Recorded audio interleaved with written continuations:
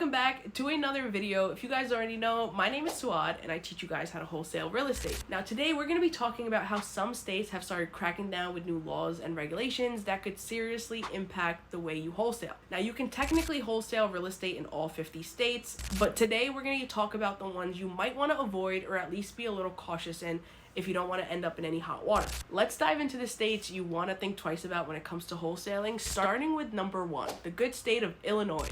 So Illinois has a pretty simple rule. You can only do one wholesale deal a year, literally just one deal. If you want to do any more deals than that, you're going to need to get a real estate license. Now getting a real estate license is pretty quick. You just got to take a course, take an exam, and if you pass, you become a real estate agent and work under a brokerage. So if you are interested in wholesaling in Illinois, you might want to get your real estate license. Now let's say you don't want to get your real estate license. The other option is to double close your deals, which might not be ideal. It literally means purchasing the property and then selling it. So you'd have to pay the closing costs, you'd have to go through the whole entire transaction, get transactional funding. So might not be the best option when you're first starting out, but if you are an expert in the field or at least a little more comfortable in the field, you might want to explore double closings. So that's for Illinois. You can only do one wholesale deal a year, and after that, you need to get a license. Next on the list, we have Oklahoma. They've got this thing called the Predatory Real Estate Wholesaler Act, and trust me, it's not something that you want to mess with. In Oklahoma, you can't publicly market a property you have under contract unless you've already closed on it. If you do, you could be looking at fines of up to $5,000 per violation. So unless you're licensed, you have to be really careful when it comes to marketing your deals in Oklahoma.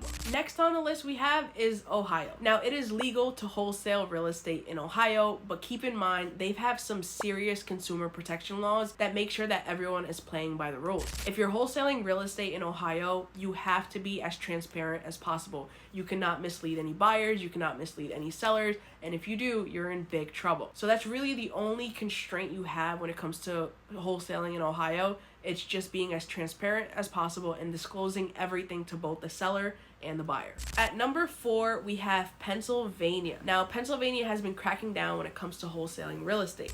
The whole state follows Act 52, which means if you are going to wholesale here, you have to follow a strict disclosure requirement. You have to be transparent. You have to disclose everything to both the buyers and the sellers. Now, for the city of Philly, things are a little different. So for Philadelphia, you actually have to take a wholesaling course. It costs, I believe, between $200 to $300. It takes a couple of hours, but once you pass that course, you're able to legally wholesale in Philadelphia. Now, it's definitely not a big deal, but something to keep in mind if you're thinking about wholesaling in Pennsylvania. At number 5, we have South Carolina. Now, this one's a little tricky one. There's conflicting results and conflicting research when it comes to this. There are some people that are actively wholesaling real estate in South Carolina today with no issues at all. There are some that are following a strict disclosure and transparency when it comes to wholesaling in South Carolina. And then there's some that have completely stopped in general because they're not able to because of the new laws and regulations. So it really depends for South Carolina. I can't give you an exact answer about what exactly is going on there. There are some people that are actively wholesaling and there are some people that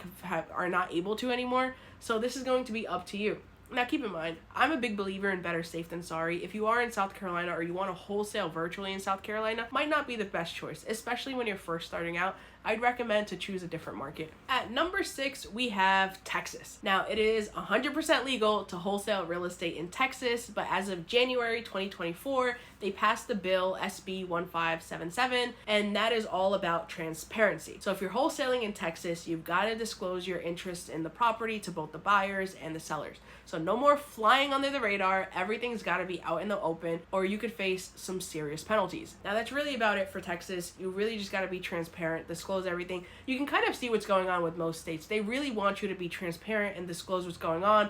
They don't want wholesalers lying to anyone, and that's been a big deal. A lot of wholesalers go the sneaky route, telling the homeowner that they're going to purchase the property and buy it themselves, when that's not the case. That's why we use plural sentences when we're speaking with the homeowner, like my partners and I, we, so that they always know from day one that there is another party involved that is going to complete this transaction. So don't lie to a homeowner, don't try to be sneaky, disclose, and be as transparent as possible. So there you have it. Those are the states that are a little more complicated when it comes to their rules and regulations. But hey, there are 50 states in the US. So if one market gets too complicated or has too many rules and regulations, you can just jump into another market. Now, all I recommend is do your due diligence. If you're jumping into a new market, do your due diligence. As of August 2024, this is what we know about. These are the 6 states that have some added precautions, rules, regulations, disclosures, but this is changing on a daily basis. So keep that in mind and definitely do a quick Google search before you start. Now, I hope you guys enjoyed the video. I hope it was informative. Don't forget to like, don't forget to subscribe,